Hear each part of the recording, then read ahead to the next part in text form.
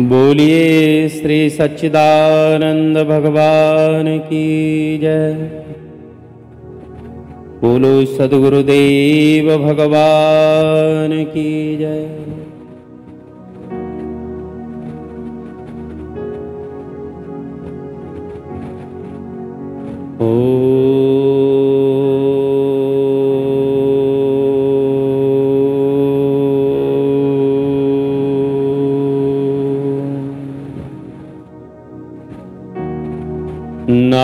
नारायणं नमस्कृत्य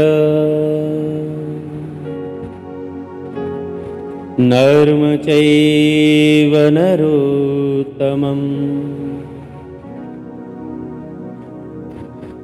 देवीं सरस्वतीं व्यासं ततो जयमुदीरये।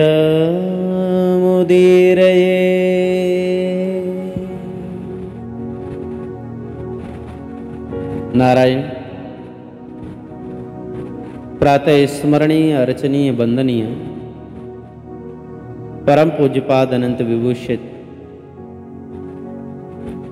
ममदेव श्री सद्गुरुदेव भगवान के उन दिव्य श्री चरण कमलों में हमारा बार बार साष्टांग दंडवत प्रणाम स्वीकार हो एवं सकल ब्रह्मांडों में जहां तहां विराजमान फेसबुक और यूट्यूब के माध्यम से भगवान के इस आनंदमय सत्संग का श्रवण करने वाले सभी भगवान के प्रेमी श्रोता भक्त जनों को हम हृदय से बार बार प्रणाम करते हैं, उनका अभिनंदन करते हैं।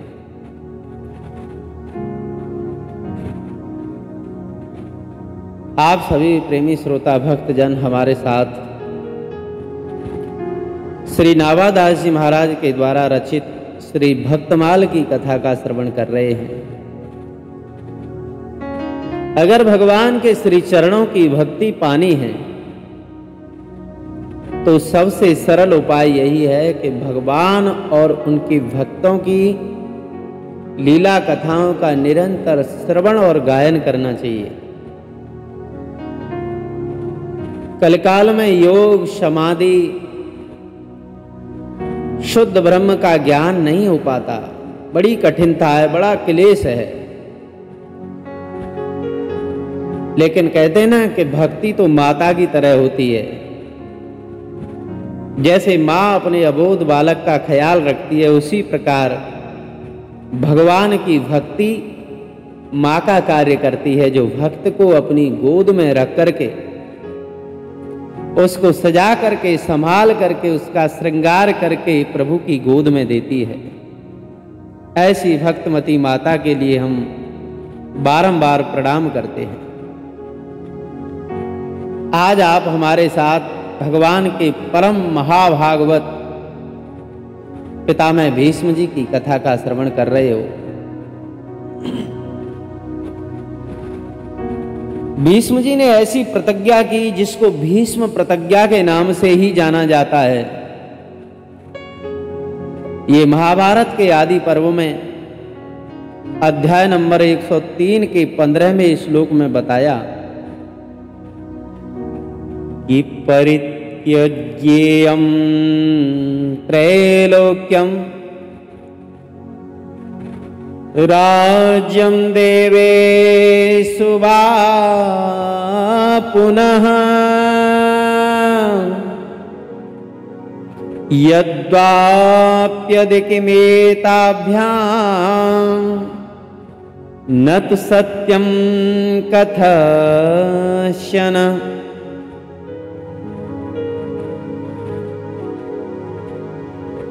पितामह भीष्म माँ गंगा के पुत्र हैं और पिता का नाम शांतनु है। लेकिन जब गंगा माँ चली गई तो गंगा माँ की याद में उदास रहते हैं शांतनु महाराज।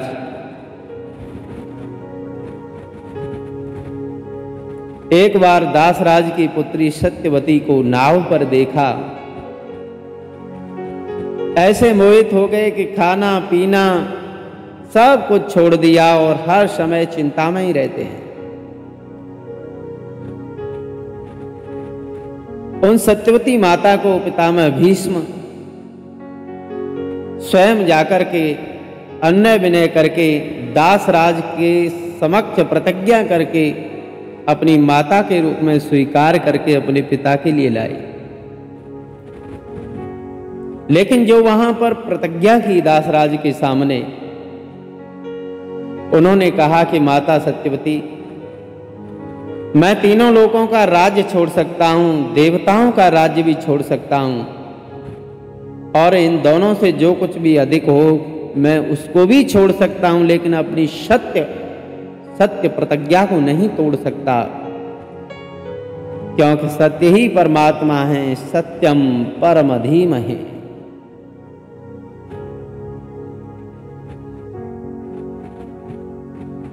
महात्मा वशिष्ठ जी के शाप से ये 8 वसुओं ने मनुष्य योनि में अवतार लिया था, जो मां गंगा के गर्भ से उत्पन्न हुए। लेकिन जन्म लेते ही मां गंगा में प्रवाहित कर देती हैं, जल में प्रवाहित कर देती हैं बालक को। महाराज शांतनु से वचन ले लिया था कि आप मुझे बीच में नहीं टोकोगे, मैं क्या कर रही हूं, कहां जा रही हूं, इसके बारे में तुम मुझसे नहीं पूछोगे। यही हुआ कि जब 8वां पुत्र पितामह भीष्म का जब जन्म हुआ तो उनको जल में प्रवाहित करना चाहती थी, लेकिन शांतनु से नहीं रहा गया। उन्होंने कहा कि देवी, तुम्हारी याद के लिए मुझे कुछ तो चाहिए। पितामह भीष्म का नाम देवव्रत था। महाराज शांतनु के पास छोड़ करके मां गंगा चली गई।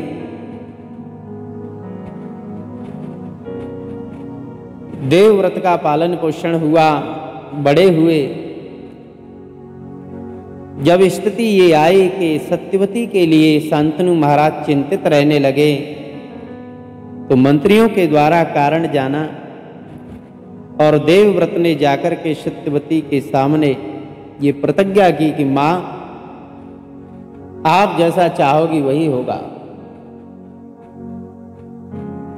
सत्यवती के पिता दासराज ने कहा कि बताओ, मेरी पुत्री के जो पुत्र उत्पन्न होगा, क्या वो राजगद्दी का अधिकारी होगा या वो तुम्हारे नौकरी करेगा, यानी तुम्हारे परतंत्रता में रहेगा, बताइए। तो पितामह भीष्म ने उस समय प्रतिज्ञा की कि मैं राज सिंहासन पर आजीवन नहीं बैठूंगा। दासराज ने कहा कि तुम्हारा विवाह हो गया तो तुम्हारे पुत्रों ने अगर अधिकार मांगा तो पितामह भीष्म ने एक और प्रतिज्ञा की कि मैं आजीवन अखंड ब्रह्मचर्य का पालन करूंगा। ऐसी प्रतिज्ञा करके सत्यवती का विवाह अपने पिता शांतनु के साथ करा दिया। ऐसी पितृभक्ति है। पिता बड़े चिंतित हुए कि मेरे पुत्र ने तो ऐसा संकल्प लिया है, मैं स्त्री सुख के लिए इतना पागल हो गया कि मेरे पुत्र ने जो अपना जन्म सिद्ध अधिकार था उसका भी परित्याग कर दिया।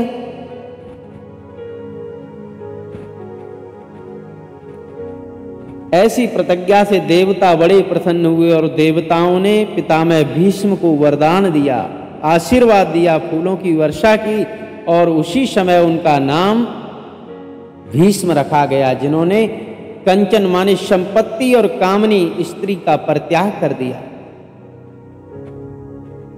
पुत्र का ऐसा त्याग देख करके शांतनु ने भी वरदान दिया कि पुत्र, मैं तुमको इच्छा मृत्यु का वरदान देता हूं। अरे महाराज, ब्रह्मचारी के लिए कौन सी कठिन बात है। और पितामह भीष्म ने आजीवन इसका पालन किया। बड़े वीर योद्धा थे। उनकी वीरता ऐसी थी कि उनके तेज, धैर्य, कुशलता और उनके ऐश्वर्य, जो भी क्षत्रियों में गुण होते हैं, सारे गुण उनमें विद्यमान थे। वीरों की मूर्तिमान रूप परशुराम जी महाराज के द्वारा इन्होंने शस्त्र विद्या की शिक्षा प्राप्त की।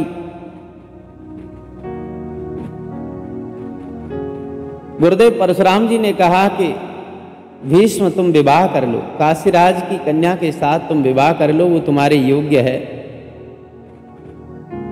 भीष्म जी ने अपने गुरु की आज्ञा का पालन नहीं किया, मना कर दिया। नम्रता के द्वारा गुरुजी को समझाया, लेकिन गुरुजी जिद पर अड़ गए।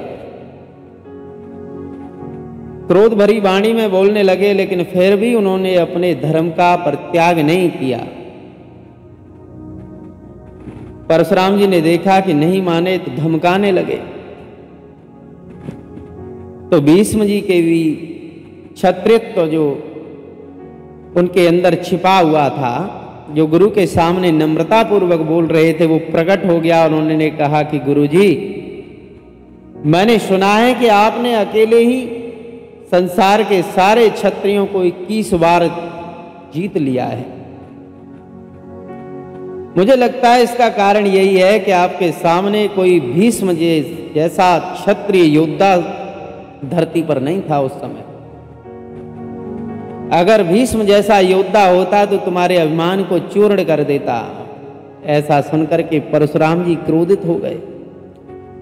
गुरु और शिष्य के बीच युद्ध छिड़ गया और 23 दिनों तक दोनों में भयंकर युद्ध हुआ। लेकिन 21 बार इस धरती को क्षत्रियहीन करने के अभिमान से भरपूर परशुराम जी भीष्म पितामह को परास्त नहीं कर पाए। देवताओं ने आकर के प्रार्थना करके दोनों का युद्ध बंद करा दिया।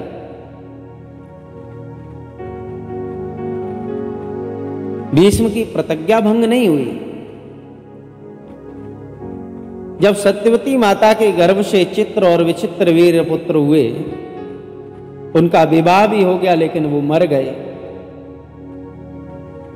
अब भरत वंश का यानी कि राजगद्दी का कोई अधिकारी नहीं रहा, कोई आधार नहीं है।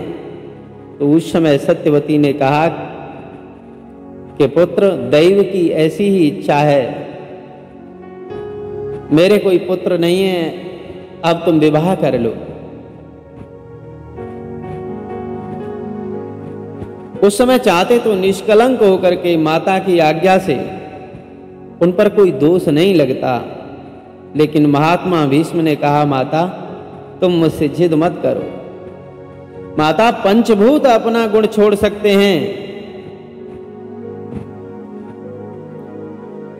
चंद्रमा और सूर्य अपना धर्म छोड़ सकते हैं, इंद्र और धर्मराज अपना धर्म छोड़ सकते हैं, लेकिन मैं तीनों लोगों मैं जो कुछ भी अमूल्य हो उसके लिए मैं अपने सत्य को नहीं छोड़ सकता।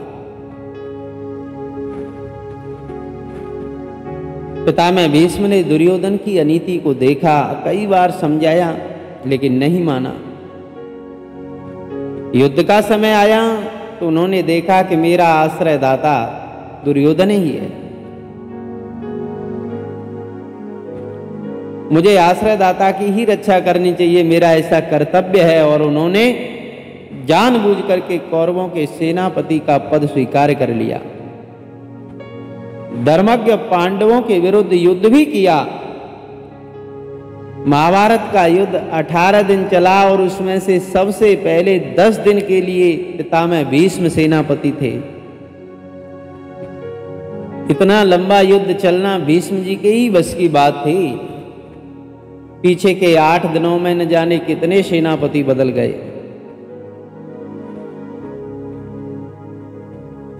भीष्म जी बड़े ज्ञानी हैं। वो कौरवों की ओर से लड़ते हैं, लेकिन धर्म युक्त पांडवों का मन से पक्ष लेते हैं। वो देखते हैं कि उनके साथ सत्य है, इसलिए उन्हीं का मंगल चाहते हैं।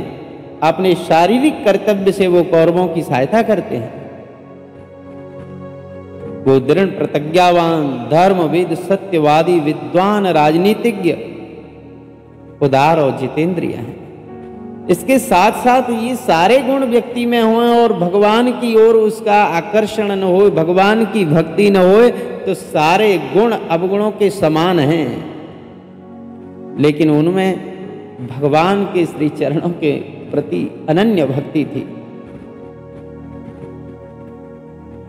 उनकी माता श्री गंगा ने उनको बता दिया था कि बेटा, इसी समय भगवान भी अवतार लेकर के श्री कृष्ण रूप में रह रहे हैं, तुम्हारे संबंधी हैं।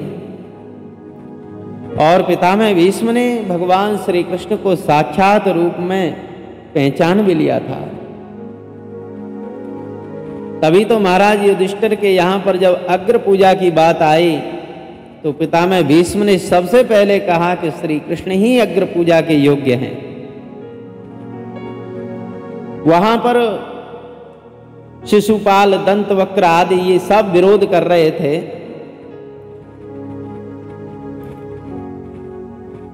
जरासंध जो महापराक्रमी था, जिसका भगवान ने युक्ति से भीम के द्वारा वध करा दिया था, उसका पुत्र भी सहदेव भगवान की कीर्ति को जानता था। उसने भी अनुमोदन किया कि पितामह भीष्म जो कह रहे हैं श्री कृष्ण ही अग्र पूजा के योग्य हैं। लेकिन जो दूसरे मूर्ख राजा थे वो बोले कि इस बूढ़े की बात मत मानो, अरे इसको पकड़ लो, इसको बंदी बना लो। लेकिन भीष्म जी ने घबरा करके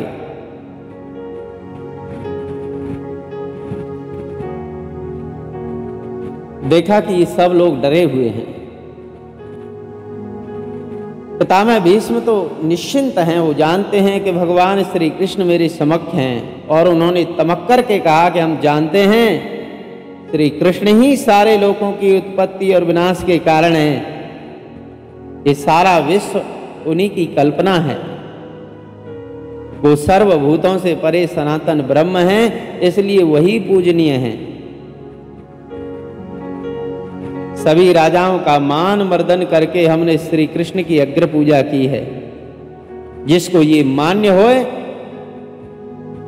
वो हमारे पक्ष में हो जाए, और जो न इसको माने वो श्री कृष्ण के साथ युद्ध के लिए तैयार हो जाए। वो सबसे बड़े हैं, सबके बंधु हैं, सबसे श्रेष्ठ हैं। पितामह भीष्म ने कहा इन मूर्खों को क्या समझाया जाए, तुम छोड़ो इनकी बात।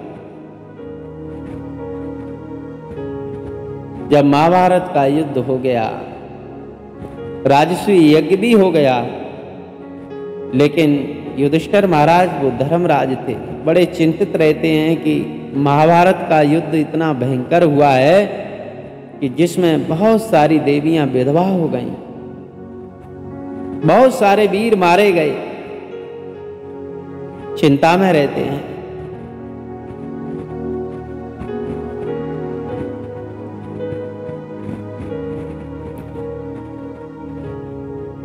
भगवान श्री कृष्ण सब जानते हैं क्योंकि वो अंतर्यामी है। वो महाराज युधिष्ठिर की बात को समझ गए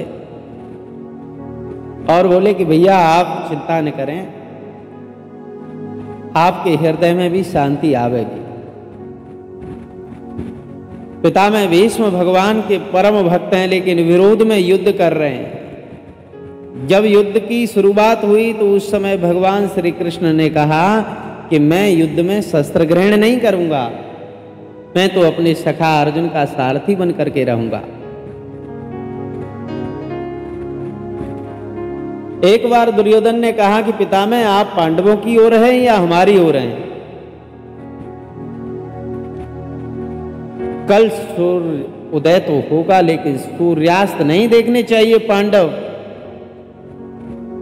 भीष्म जी ने प्रतिज्ञा कर ली, 5 बाण निश्चित कर लिए, बोले कि कल का सूर्यास्त नहीं देख पाएंगे पांडव लोग। लेकिन इसके साथ ही भगवान श्री कृष्ण की शपथ भी ली और उन्हीं की प्रेरणा से, उन्हीं के बल से ये भी कहा कि प्रभु कल मैं आपकी प्रतिज्ञा को भंग कराऊंगा। भीष्म जी के प्रण की रक्षा करने के लिए दूसरे दिन भक्त वत्सल भगवान ने अपनी प्रतिज्ञा तोड़ दी। त्रिलोकी में एक अद्भुत बात हुई कि बताओ, जो सत्य परमात्मा है वही अपने वचन को तोड़ रहे हैं। लेकिन कहते ना कि अहम भक्त पराधीन हो, भगवान तो भक्तों के पराधीन है। भक्त ने प्रतिज्ञा की है कि मैं श्री कृष्ण से अस्त्र उठवाऊंगा। और पितामह भीष्म ने इतना बाण चलाया कि अर्जुन को घायल कर दिया, श्री कृष्ण भगवान को भी घायल कर दिया। और भगवान क्रोध पूर्वक रथ से कूद करके रथ का पहिया उठा करके भीष्म की ओर ऐसे दौड़े जैसे कोई जंगल का राजा शेर हाथी की ओर दौड़ता है। उस समय धरती आकाश कपकपाने लगे। भगवान का पीतांबर उनके कंधे से गिर करके धरती पर गिर पड़ा। सेना में चारों ओर हाहाकार मच गया कि अब तो भीष्म मारे गए, मारे गए। लेकिन पितामह भीष्म ने तो अपने धनुष बाण को तत्काल त्याग दिया और आनंद में विभोर हो गए। उनके सामर्थ्य की बात कही नहीं जा सकती। उनके अंदर जो भगवान की भक्ति का भाव प्रकट हुआ उसके लिए वचन नहीं है। भगवान की भक्त वत्सलता पर भीष्म जी बलिदान करने के लिए तैयार हो गए। उनका स्वागत करते हुए बोले कि हे पुंडरीकाक्ष, आओ प्रभु, देवादेव तुमको मेरा नमस्कार है। हे नाथ, मैं बहुत जी लिया, आज मेरा वध कर दो। हे गोविंद, तुम्हारे हाथ से युद्ध में मरने पर मुझे कल्याण की प्राप्ति होगी। मैं तीनों लोकों में सम्मानित हो जाऊंगा, आज मुझे मार दो। मैं आपका दास हूं प्रभु, मैं अपनी इच्छा अनुसार आपके हाथ से मरना चाहता हूं। लेकिन अर्जुन दौड़े, श्री कृष्ण भगवान के चरणों को पकड़ लिया। नाथ, आप ऐसा क्यों कर रहे हो? अर्जुन ने समझा बुझा करके भगवान को शांत किया और अंत में शिखंडी के सामने बाण न चलाने के कारण अर्जुन के बाणों से भीष्म सरसैया पर गिर पड़े।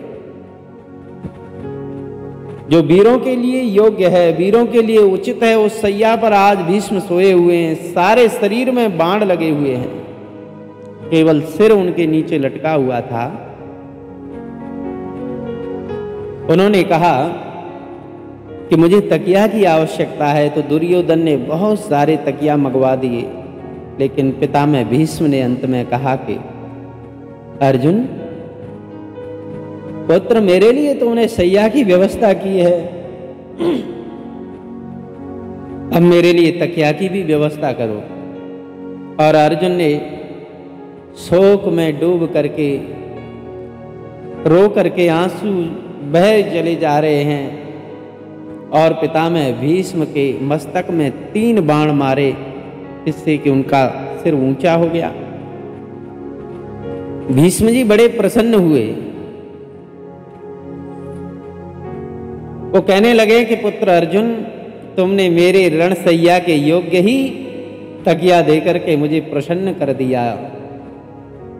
अगर तुम मेरी बात न मान करके दूसरे प्रकार का तकिया देते तो मैं तुमको शाप भी दे देता।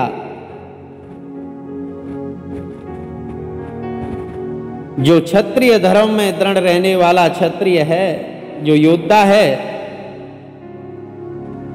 उसका रणभूमि में प्राण त्याग करने के लिए इसी प्रकार बाणों की सैया पर उसे सोना चाहिए।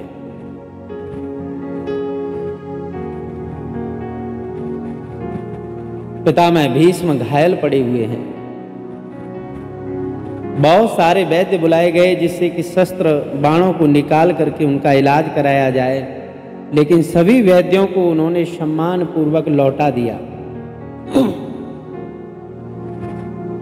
वो तो अपने इष्टदेव भगवान श्री कृष्ण को सामने देखते हुए मृत्यु चाहते हैं, प्रतीक्षा करते हैं। 8 दिन के बाद युद्ध समाप्त हो गया, धर्मराज का राज्याभिषेक हो गया। एक दिन की बात है कि धर्मराज युधिष्ठिर भगवान श्री कृष्ण के कक्ष में आए। देखा कि भगवान की आंखों से अश्रुधारा बह रही है, भगवान का कंठ गदगद, शरीर में रोमांच हो रहा है। ऐसी स्थिति को देख करके युधिष्ठिर महाराज पलंग के पास खड़े हो गए और बोले कि प्रभु, आज ये कौन सी लीला हो रही है? संपूर्ण लोक लोकांतरों के आधार तो आप हो, फिर आप किसका ध्यान कर रहे हो? क्या आपसे भी बड़ा कोई है?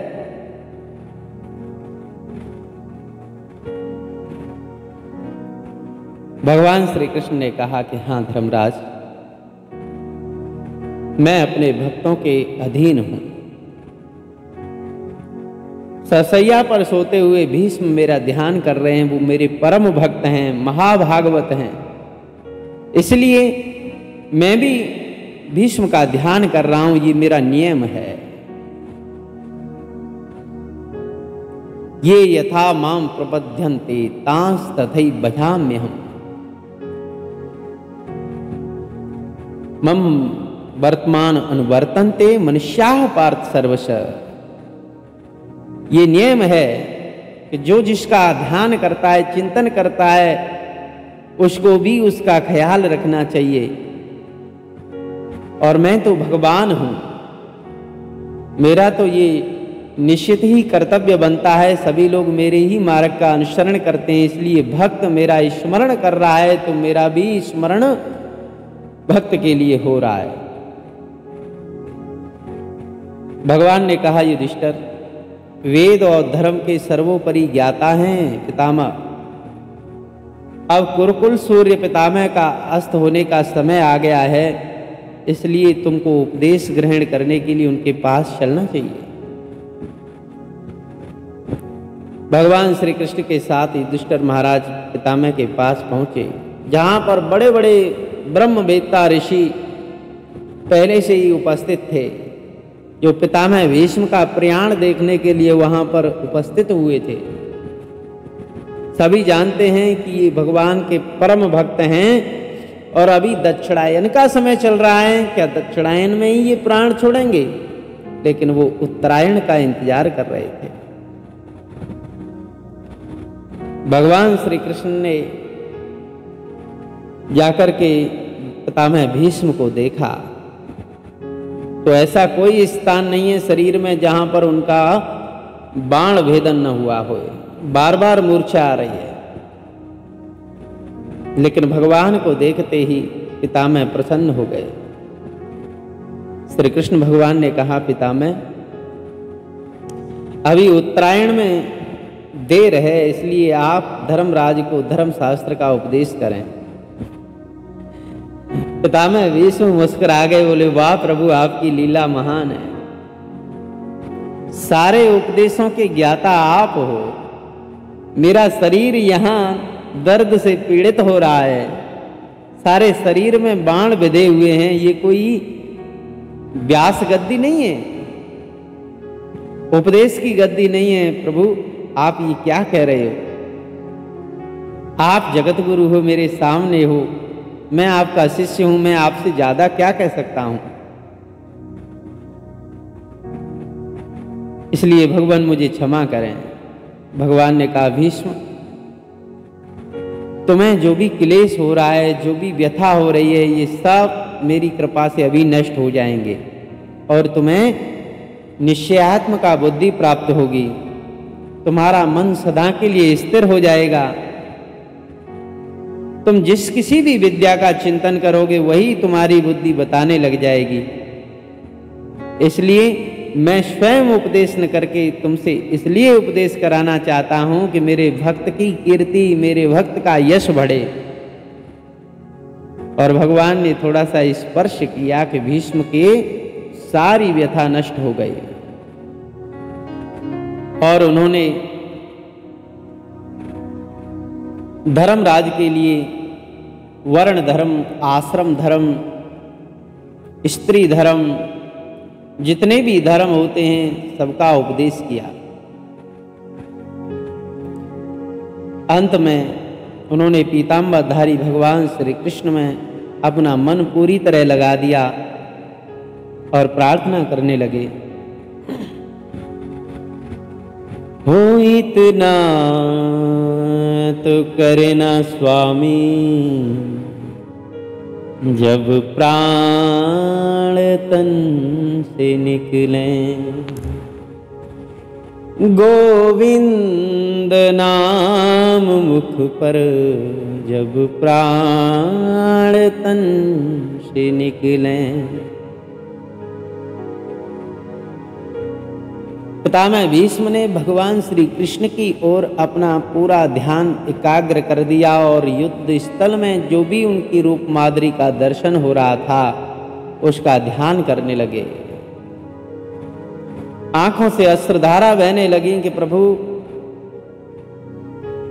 जिस समय आपका शिष्य सखा अर्जुन किम कर्तव्य विमूढ़ हो रहा था तो उस समय दोनों सेनाओं के बीच में आपने उसको दिव्य आत्मज्ञान का उपदेश किया। उन्हीं परमात्मा श्री कृष्ण के चरण कमलों में मेरी रति मति हो। हे नारायण, आपने प्रतिज्ञा की कि मैं शस्त्र नहीं उठाऊंगा, लेकिन मैंने जो प्रतिज्ञा कर दी भूलवश कि मैं श्री कृष्ण को अस्त्र उठवाऊंगा, तो आपने अपनी प्रतिज्ञा को तोड़ दिया, मेरी प्रतिज्ञा को पूरा कर दिया। हे नारायण, आपने जब अपनी प्रतिज्ञा को तोड़ा तो तीनों लोकों में कंपायमान हो गया। सब घबराने लगे कि अब क्या होगा। हे नाथ, आप जब घोड़ों की लगाम को पकड़ करके उस रथ पर बैठे हुए थे तो सारी शत्रु सेना को आपने उसी समय जीत लिया। हे नारायण, आपने ब्रज में क्या क्या दिव्य लीलाएं की, जिसका स्मरण करके भक्तों का हृदय गदगद हो जाता है। हे नारायण, अंत के समय पर आप मेरे समक्ष मुझे दर्शन देने के लिए आए हो, मेरे नेत्रों को सफल करने के लिए आए हो। अहोभाग्य प्रभु, मैं कृतार्थ हो गया। हे नारायण, अब मैं आपकी शरण ग्रहण करता हूं। और 135 वर्ष की अवस्था में महाभागवत पितामह भीष्म ने उत्तरायण के समय सैकड़ों ब्रह्मवेत्ता ऋषि मुनियों के बीच साक्षात भगवान की स्तुति करते हुए अपने मन, वाणी और दृष्टि को स्थित करके अपने शरीर को शांत कर दिया। ऐसे महाभागवत जिनकी रति गति मति भगवान श्री कृष्ण में ही थी, उन महाभागवत पितामह भीष्म के श्री चरणों में हम बार बार प्रणाम करते हैं। आप सभी भक्त भी जो निरंतर भक्तों की और भगवान की लीला कथाएं श्रवण कर रहे हो, उन सभी के भी हम श्री चरणों की रज धूल अपने मस्तक पर धारण करते हैं। इसी के साथ भक्तमाल में आप सभी भक्तों से हम विदा लेते हैं। अगले समय में हम महाराज बलि की कथा आप सभी भक्तों के बीच लेकर के आवेंगे। तब तक के लिए नारायण नारायण नारायण।